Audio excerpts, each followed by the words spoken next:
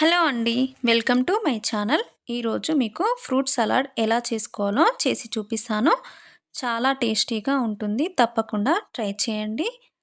ఇది ఎలా చేసుకోవాలో చూసేద్దాం రండి. ముందుగా స్టవ్ మీద ప్యాన్ పెట్టేసుకొని ఇప్పుడు ఇందులో హాఫ్ లీటర్ వరకు చిక్కటి పాలని వేసేసుకోండి.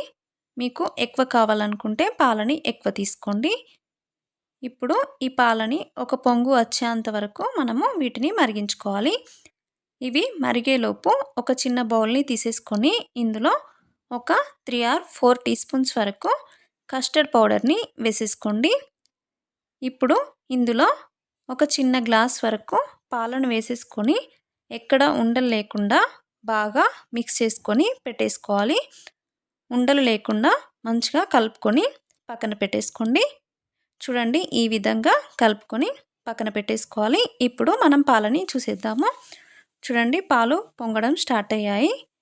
ఇప్పుడు వీటిని ఒకసారి కలిపేసుకొని మనము ముందుగా చేసి పెట్టుకున్న కస్టర్డ్ పౌడర్ని ఇందులో వేసేసుకోవడమే. స్టవ్ని సిమ్లో పెట్టేసుకొని ఈ కస్టర్డ్ పౌడర్ని వేసేసుకోండి. ఒకసారి కలిపేసుకోండి. ఉండలు ఏమైనా ఉంటే పోతాయి.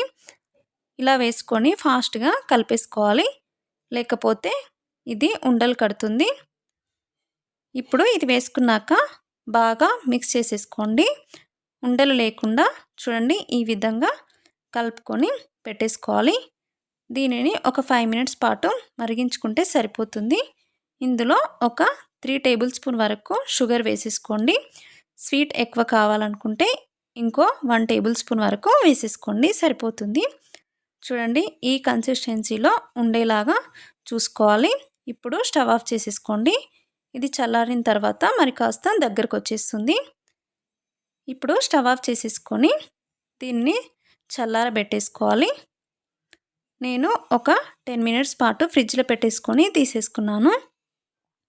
ఇది చల్లారిన తర్వాత చూడండి ఈ విధంగా ఉంటుంది.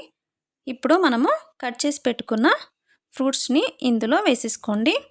నేను బ్లాక్ గ్రేప్స్, గ్రీన్ గ్రేప్స్, ఇంకా యాపిల్స్, ఇంకా ప్రోమోగ్రానైట్ వేస్తున్నాను. మీకు నచ్చిన ఫ్రూట్స్ని వేసేసుకోండి. ఇంకా బనానా కూడా వేసేసుకోవచ్చు. నేనైతే ఇవి వేసుకున్నాను. ఇవి వేసుకున్న తర్వాత ఒకసారి బాగా మిక్స్ చేసుకొని పెట్టేసుకోండి. చూడండి ఇలా థిక్గా ఉండాలి సలాడ్. చూడండి ఈ విధంగా ఉంటే సరిపోతుంది. ఇప్పుడు ఇందులో నేను కొద్దిగా కట్ చేసి పెట్టుకున్న డ్రై ఫ్రూట్స్ని కూడా వేసేసుకుంటున్నాను. ఇవి వేసుకోండి, టేస్ట్ బాగుంటుంది మనం తినేటప్పుడు. ఇంకా కొద్దిగా టూటీ ఫ్రూటీని కూడా వేసేసుకుంటున్నాను. ఇవి వేసుకుంటే తినేటప్పుడు చాలా టేస్టీగా అనిపిస్తుంది. ఇవి ఉంటే మీరు వేసేసుకోండి, లేకపోతే స్కిప్ చేసేసుకోండి. ఇప్పుడు ఒకసారి కలిపేసుకొని ఫ్రిడ్జ్లో పెట్టేసుకొని చల్లగా టేస్ట్ చేస్తే చాలా బాగుంటుందండి. తప్పకుండా ట్రై చేయండి. ఈ వీడియో మీకు నచ్చితే ప్లీజ్ లైక్ చేయండి, షేర్ చేయండి, కమెంట్ చేయండి. ఫస్ట్ టైం కనుక ఎవరైనా మా ఛానల్ని చూస్తే ప్లీజ్ సబ్స్క్రైబ్ చేసుకొని సపోర్ట్ చేయండి.